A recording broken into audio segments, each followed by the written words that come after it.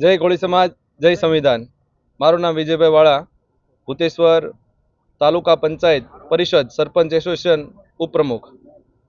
આજે વડલી સેવા સદન ખાતે આવેદન પાઠવવામાં આવ્યું છે કે આજે 18 દિવસ થઈ ગયા તેમ છતાં નવનીતભાઈને ન્યાય માટે બધાને અમારે આંદોલન કરવું પડે છે। તે ખરેખર અમારી માટે બહુ એમ કહેવાય કે સરકાર માટે બહુ શર્મજનક બાબત કહેવાય કે આજના સમયની અંદર જો ખરેખર માનવ જાતને ભરોસો હોય તો એ માત્ર એક જ છે, ન્યાયતંત્ર। અને જો ન્યાયતંત્ર જો આવી રીતે કામ કરશે તો આખી માનવ જાતને સરકાર અને ન્યાયતંત્ર ઉપર ભરોસો નહીં રહે। એટલે હજી પણ અમને એવો વિશ્વાસ છે કે અમારી આ વાત છે તે સરકાર સુધી પહોંચશે, ન્યાયતંત્ર સુધી પહોંચશે।